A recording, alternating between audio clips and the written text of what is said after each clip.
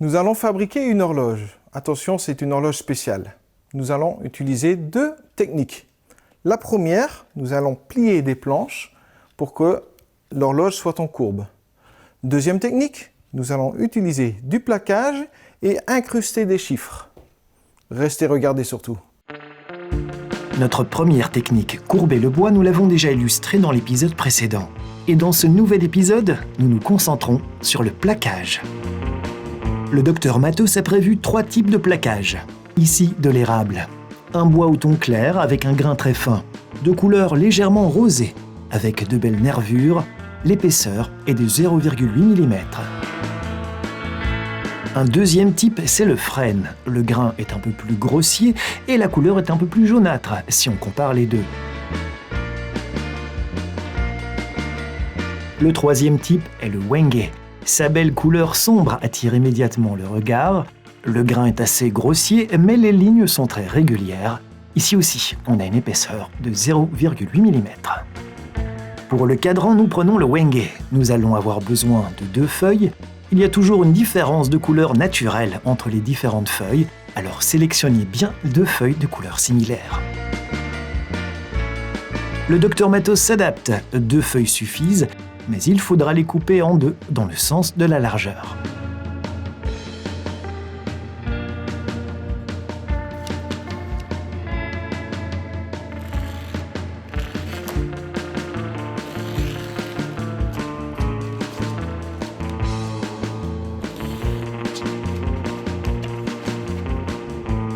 Nous allons attacher les 4 pièces les unes aux autres. Pour ce faire, découpez d'abord chaque pièce. Coupez le bois dans le sens du grain en 2 ou 3 fois. Marquez le haut. Lorsque vous coupez, découpez automatiquement avec un léger angle vers l'intérieur. Notre but consistera à mettre les 2 dessus l'un contre l'autre pour éviter une couture visible.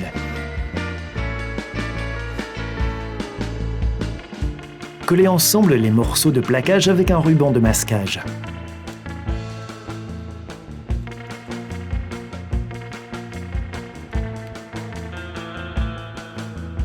Assurez-vous que la bande soit bien pressée.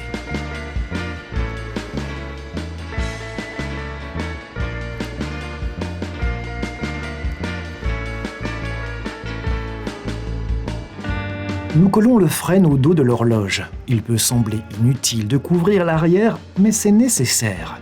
Quel que soit le traitement impliqué, qu'il s'agisse de peinture, de vernissage ou encore de plaquage, traitez toujours tous les côtés des panneaux de la même manière. De cette façon, vous assurez la stabilité du panneau. Et l'étape suivante consiste à découper la composition à la taille voulue. Marquez la taille et la forme.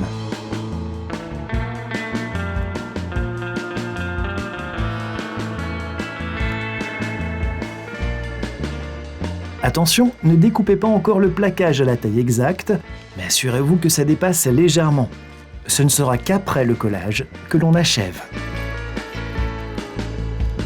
Et j'en profite pour ajouter ce conseil. Lorsque l'on travaille avec du plaquage, il est important de disposer d'un matériau qui s'est acclimaté.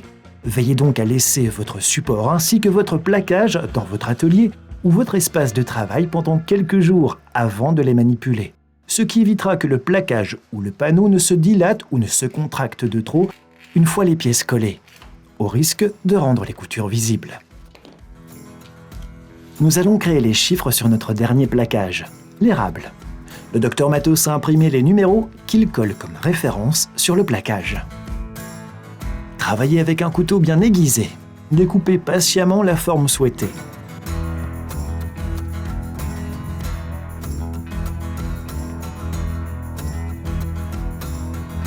Collez votre modèle au tape afin qu'il reste en place pendant que vous travaillez.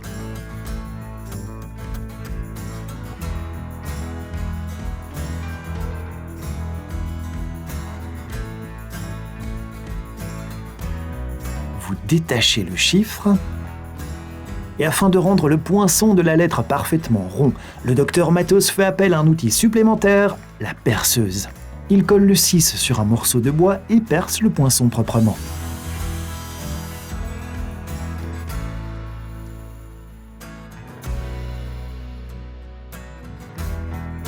Les autres numéros sont également coupés. Les 1 et 2 n'ont pas de poinçon intégré, ils sont un peu plus faciles à couper.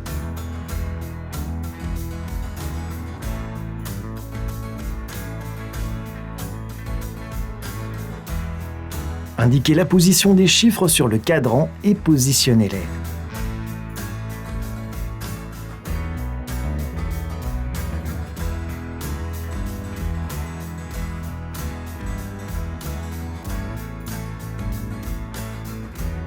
Une fois la bonne position trouvée, fixez les chiffres avec du ruban adhésif. Découpez à nouveau la forme. Coupez dans le plaquage foncé en utilisant le clair comme référence. Collez une nouvelle fois votre référence.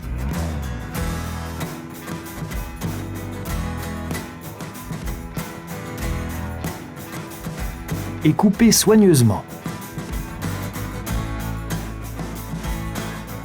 Vous aurez maintenant besoin du poinçon, mais pas du chiffre lui-même.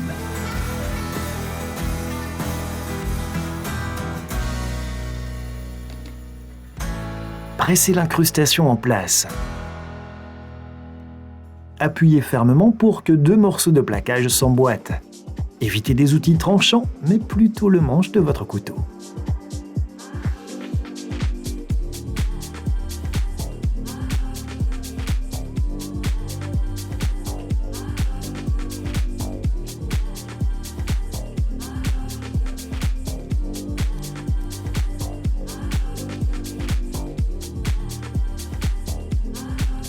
Là encore, marquez la position de la feuille sur le support.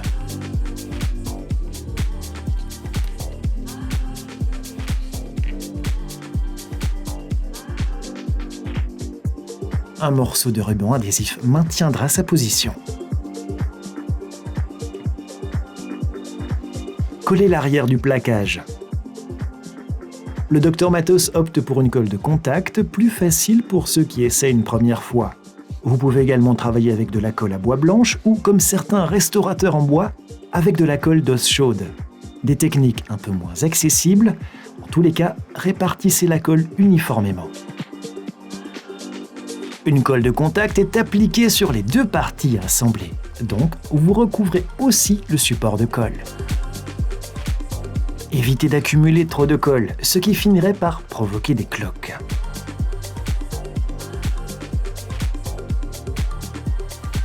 La colle de contact doit quelque peu sécher avant d'assembler les pièces. Lisez bien le mode d'emploi car cela va dépendre de votre colle. Pendant ce temps, collez le plaquage de frein à l'arrière.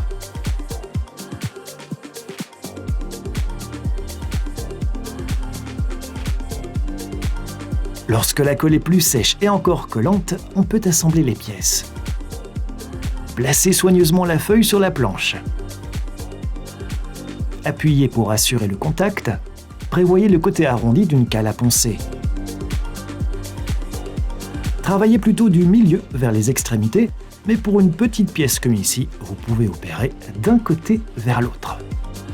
On travaille soigneusement nos chiffres et on retire le ruban adhésif immédiatement après avoir collé le plaquage. En effet, attendre ne ferait que compliquer les choses.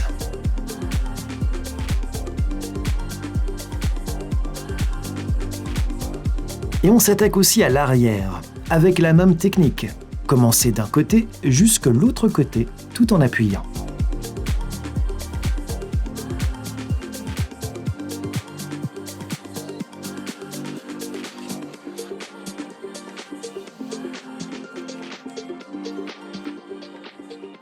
Attendez que la colle s'écoule un peu, puis découpez l'excédent.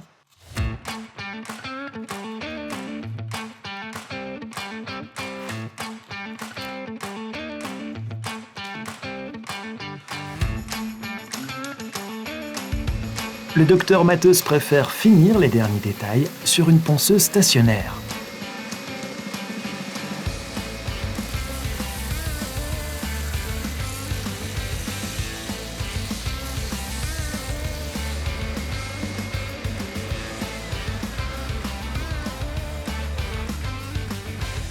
Et il est temps de fixer le mécanisme de l'horloge. Dessinez le point central sur le cadran et percez un trou à cet endroit. Vu l'épaisseur de la planche, il faut incruster le mécanisme de l'horloge.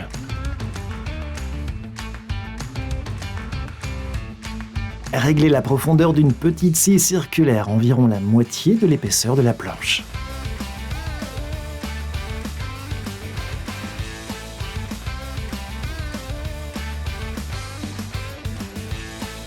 Sciez la circonférence du mécanisme au dos de la planche.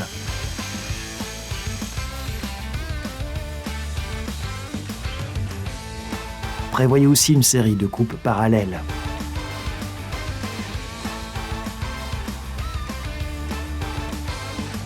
Prenez un ciseau à bois pour enlever le bois.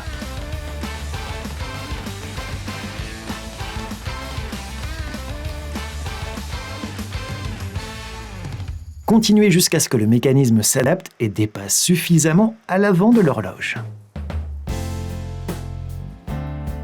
Le docteur Matos laisse ensuite le mécanisme de l'horloge sur le côté, car il est temps de procéder aux finitions. Commencez par le ponçage, d'abord moyennement grossier, puis un grain plus fin. Le ponçage se fait en continu, autant que possible dans le sens du grain. Il est préférable de ne pas poncer avec une machine, en effet vous risquez de poncer à travers le plaquage.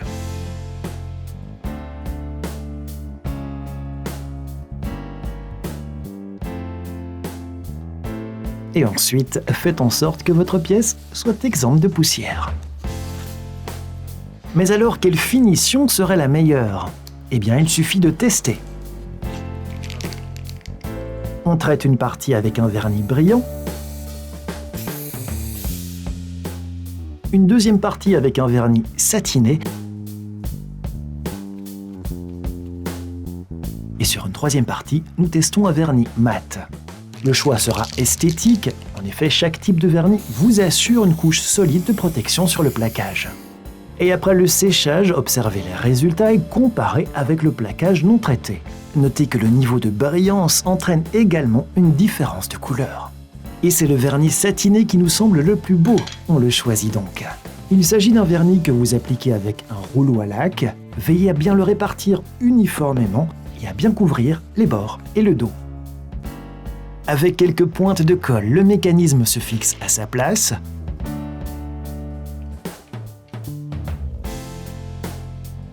Les aiguilles peuvent également se monter.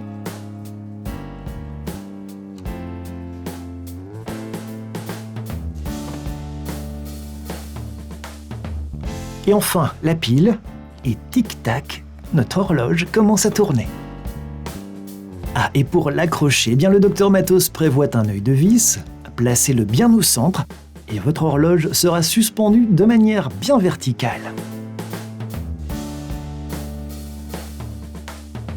Travailler avec du plaquage, c'est bien agréable. Vous avez deux essences différentes, deux couleurs différentes et vous avez toujours un beau résultat. Alors restez et regardez le docteur Matos et nous vous revoit pour une prochaine émission. Au revoir!